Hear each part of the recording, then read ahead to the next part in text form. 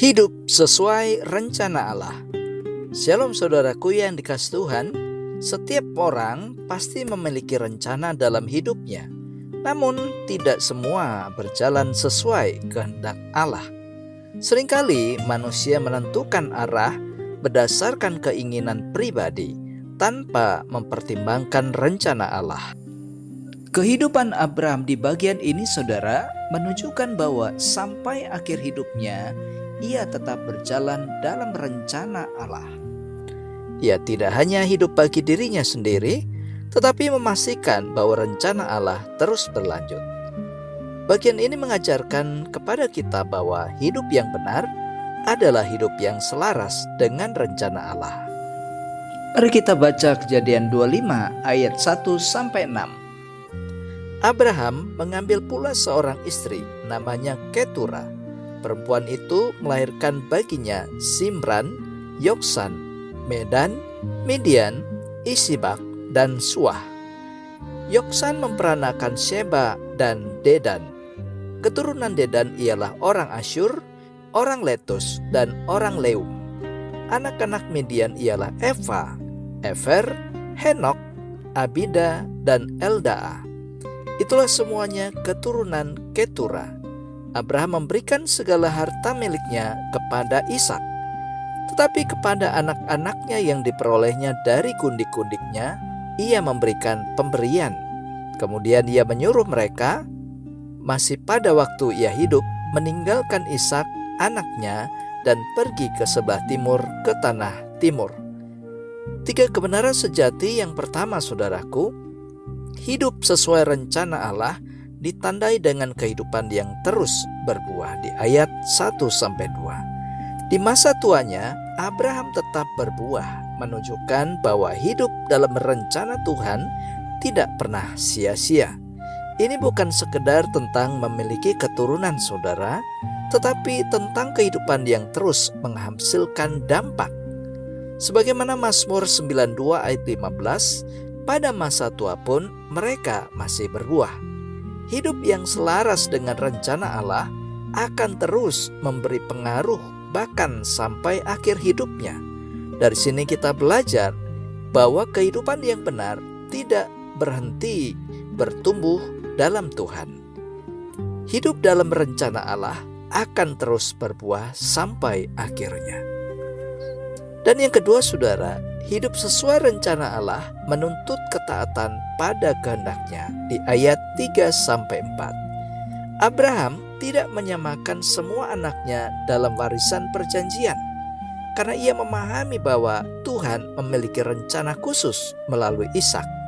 Ia tidak mengikuti logika manusianya, tetapi lebih tunduk pada kehendak Tuhan. Dalam Roma 9 ayat 7 dikatakan, bukan semua yang berasal dari Abraham adalah anak Abraham. Ketaatan seperti inilah menuntut kepekaan rohani saudara untuk membedakan antara kehendak sendiri dan kehendak Allah. Melalui poin ini, kita juga bisa belajar bahwa hidup dalam rencana Tuhan itu memerlukan keberanian untuk taat meskipun tidak selalu mudah. Jadi hidup sesuai rencana Allah itu menuntut ketaatan, bukan sekedar keinginan manusia. Dan yang ketiga, hidup sesuai rencana Allah menetapkan prioritas yang berpusat pada Tuhan di ayat 5. Abraham memberikan segala miliknya kepada Ishak, menegaskan bahwa rencana Tuhan itu menjadi prioritas utama dalam hidupnya. Keputusan ini untuk menjaga agar janji Tuhan tetap berlanjut tanpa menyimpang. Sebagaimana Matius 6 ayat 33 mengatakan, tetapi carilah dahulu kerajaan Allah.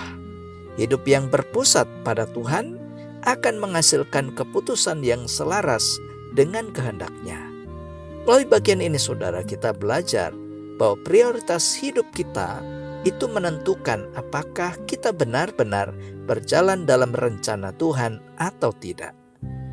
Dengan demikian maka kita melihat hidup dalam rencana Allah terlihat dari prioritas yang menempatkan Tuhan di atas segalanya.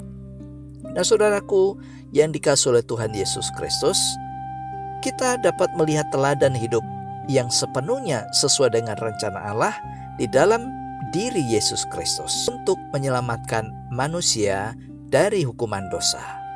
Sebagaimana dikatakan di Yohanes 6 ayat 38, sebab aku telah turun dari sorga bukan untuk melakukan kehendakku. Jadi saudara, di dalam Kristus kita dimampukan untuk hidup bukan menurut keinginan sendiri, melainkan sesuai dengan kehendak Tuhan.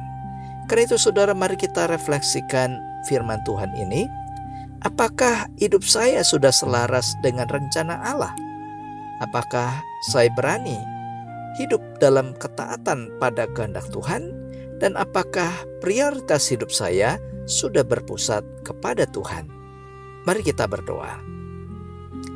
Tuhan Yesus, Allah yang berdaulat dalam hidupku, ajar aku untuk hidup sesuai dengan rencana-Mu. Berikan aku hati yang taat dan hidup yang berpusat kepadamu. Di dalam nama Tuhan Yesus, aku sudah berdoa. Amin. Saudara, mari arahkan hati dan terimalah berkat Tuhan. Tuhan memberkati saudara, menuntun hidup saudara dalam rencananya, dan menjadikan hidup saudara berkenan di hadapannya, mulai dari saat ini sampai terus kekal selama-lamanya. Amin. Jika membutuhkan doa, konseling, atau pelayanan pribadi, saudara bisa menghubungi nomor yang tertera pada deskripsi video ini. Demikian firman Tuhan hari ini. Terima kasih, Tuhan Yesus memberkati, dan sampai jumpa pada renungan SKS selanjutnya. Shalom.